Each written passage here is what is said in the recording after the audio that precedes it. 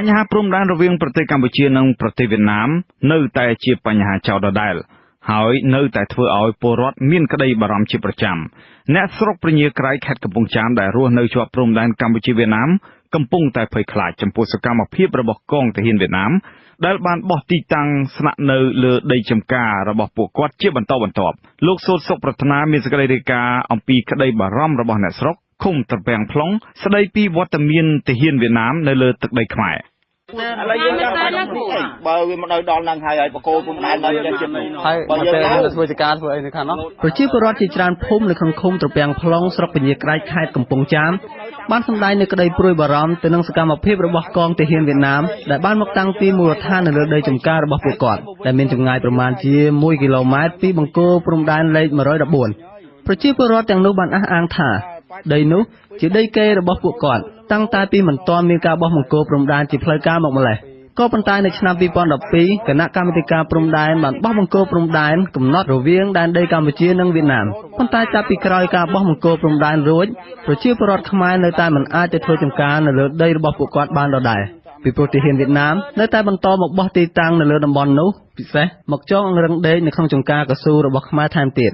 ប្រជាពលរដ្ឋរស់នៅភូមិត្រពាំង plong ឃុំត្រពាំង plong ស្រុកពញាក្រែកលោកនាងទៀនមានអាយុ51ឆ្នាំបានមានប្រសាសន៍ថាទឹកដីនៅឃុំត្រពាំង plong ដែលកំពុងតែមានបញ្ហាជាមួយវៀតណាមនោះ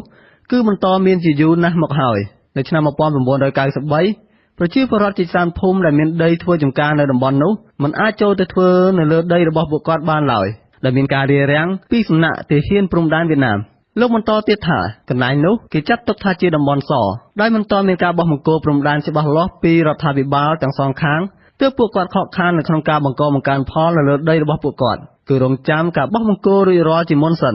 រហូតដល់ឆ្នាំ2012បង្គោលព្រំដែនត្រូវបានបោះរួចប៉ុន្តែប្រជាពលរដ្ឋទាំងនោះនៅតែមិនអាចទៅធ្វើចម្ការនៅលើដីរបស់ពួកគាត់បានដដែលហើយកងទាហានវៀតណាមក៏នៅតែមានវត្តមាននៅលើដីចម្ការកស៊ូរបស់ពួកគាត់រហូតដល់មានការបាញ់គំរាមប្រជាពលរដ្ឋមិនឲ្យពួកគាត់ចូលទៅធ្វើចម្ការរបស់ពួកគាត់ទៀតផងដល់ពេលប្រជាពលរដ្ឋទៅធ្វើថាបុកបកោធំហើយទៅធ្វើថាព្រំដែនវៀតណាមខាងនេះព្រំដែនខ្មែរខាងនេះទៅធ្វើគាត់ដេញដល់គាត់ដេញគាត់ថាឥឡូវចាំបុកបកោតូចចាំឲ្យធ្វើដល់ប្រជាពលរដ្ឋចូលធ្វើឆ្នាំនេះទៀតលោកដេញរហូតបាញ់រត់ព្រាតបាទរត់ព្រាតអញ្ចឹងឥឡូវគាត់មិនសុខចិត្តគាត់អាចប្តឹងទៅអង្គការសហជីវជាតិឬក៏បងទាំងអស់គ្នាឲ្យចុះមកសិក្សាឲ្យបានច្បាស់ថាតើកន្លែងហ្នឹងវាគោលហ្នឹងហើយនឹងគាត់ធ្វើការងារសងៃដែលគេដេញតើវាដូចម៉េចហើយពិតឬអត់លោកបានសម្ដែងការព្រួយបារម្ភជាខ្លាំងទៅនឹងសកម្មភាពរបស់កងទាហានវៀតណាមដែលបានមកបោះទីតាំងនៅលើដីចម្ការរបស់ពួកគាត់ជើញបងដែលអ្នកការងារគ្រប់ប្រភេទនៅក្នុងប្រទេសខ្មែរឬក៏អ្នកសារព័ត៌មានទាំងអស់បាទសូមមេត្តាជ្រាបហើយមេត្តាជួយ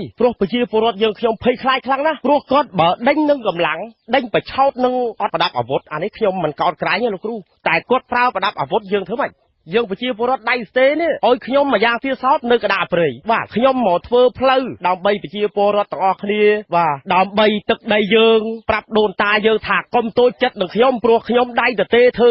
វៀតណាមមិនឈ្នះពួកគេអាវុធប្រជាពលរដ្ឋម្នាក់ទៀតរស់នៅឃុំដដែលអ្នកស្រីហែមសវណ្ណដែលមានអាយុ64ឆ្នាំបានសម្ដែងអារម្មណ៍ហួសចិត្តនៅពេលដែលគាត់ឃើញទាហានវៀតណាមមកចងអង្រឹងដីធ្វើប្រងើយនៅក្នុងដីចម្ការកស៊ូរបស់ខ្មែរឲ្យជួយមើលការខុសត្រូវខាងព្រំដែនយើងខ្មែរយួនហ្នឹងចាពួកអីឲ្យដល់យួនចេញមើលក្នុងព្រៃកស៊ូខ្មែរក៏វាមកចងរឹងដីដែរក្មួយឯងគិតមើលតែខ្ញុំជារាជសាមញ្ញធ្វើចាប់បណ្ណាទៅបើអាញាធរព្រំដែនធ្វើអំភើយដូចចាំចងរឹងយកទៅលុយប្រជាជនដាក់ទៅលងចូលទៅវៀតណាមខ្ញុំហួសចិត្តតែក្មួយខ្ញុំអាយុ64ឆ្នាំហើយធ្វើចំការអស់នេះគ្មានតែឃើញយួនហ្នឹងមកបន្តិចទេនេះតែឥឡូវមកសម័យ2013 2012ឃើញយួនចងរឹងដីខ្មែរយកដីខ្ញុំដាក់តំបន់ដីសដល់ចុងក្រោយវាដឹកទំលងវាយកកម្មករវាបាញ់ថ្នាំស្មៅកែកាប់ដាក់ខ្ញុំទៅប្តឹងថ្នាក់ពិការជើងក្មួយប្រជាពលរដ្ឋមួយរូបទៀតលោកញឹកចន្ទធឿនក៏បានសម្ដែងការមិនពេញចិត្តទៅនឹងភាពស្ងាត់ស្ងៀមរបស់អាជ្ញាធរនិងរាជរដ្ឋាភិបាលកម្ពុជាដែលបណ្ដោយឲ្យទាហានវៀតណាមចូលមកដីខ្មែរដោយគ្មានការហាមឃាត់ដែលមានព្រំដែនកាលពីមុនរដ្ឋាភិបាលថាមិនទាន់បានបោះបកគោលព្រំដែនហើយនឹងមិនអាចឲ្យធ្វើបានដល់ពេលបោះបកគោលព្រំដែនហើយបើជាប្រជាពលរដ្ឋខ្ញុំនេះធ្វើមិនបានបាទនឹងជាកត្តាដែលសំខាន់ហើយតើការបោះបកគោលព្រំដែនរួចហើយនឹងតើវៀតណាមដែលមករស់នៅក្នុងចក្រកស៊ូដូចមកយាមដែលជាចក្រកស៊ូដីប្រជាពលរដ្ឋកម្ពុជានេះហើយមកដេកយាមនៅទីហ្នឹងសួរថាតើរដ្ឋាភិបាលនឹងគាត់គិតយ៉ាងណាបានជាហ៊ានបដ ாய் ឲ្យវៀតណាមដែលជាជនក្រៅប្រទេសនេះបាទមកជន់ឈ្លីលើទឹកដីកម្ពុជានេះ លោកច័ន្ទធឿនមានក្តីព្រួយបារម្ភជាខ្លាំងទៅនឹងការបាត់បង់ដីបន្តិចម្ដងរបស់ប្រជាពលរដ្ឋនៅតាមព្រំដែនទៅលើប្រទេសវៀតណាមប្រសិនបើរាជរដ្ឋាភិបាលមិនចាត់វិធានការឲ្យបានច្បាស់លាស់នោះទេវិទ្យុអាស៊ីសេរីបានចុះទៅដល់កន្លែងព្រំដែនកម្ពុជាវៀតណាមក្នុងឃុំត្រពាំង Plong ស្រុកពញាក្រែកខេត្តកំពង់ចាមក៏បានឃើញមានកងទាហានវៀតណាមប្រមាណជា5ទៅ6នាក់ដែលបានមកចងរឹងដេកនៅក្នុងដីចំការកស៊ូរបស់ខ្មែរដែលមានចម្ងាយប្រមាណជាង1គីឡូម៉ែត្រពីបង្គោលព្រំដែនលេខ114 វិទ្យុអាស៊ីសេរីមិនអាចសុំការបកស្រាយពីទាហានវៀតណាមទាំងនោះបានទេកាលពីថ្ងៃទី5វិច្ឆិកាប្រពន្ធប្រជាពលរដ្ឋបានឲ្យដឹងថាពួកទាហានវៀតណាមទាំងនោះភាគច្រើនអាចនិយាយភាសាខ្មែរបានប៉ុន្តែពួកគេមិនចង់និយាយបកស្រាយអ្វីទាំងអស់នៅថ្ងៃដដែលនោះកងទាហានវៀតណាមក៏បានរើសម្ភារៈនិងស្រែអង្រឹងចេញទៅទឹកដីរបស់គេវិញបន្ទាប់ពីដឹងថា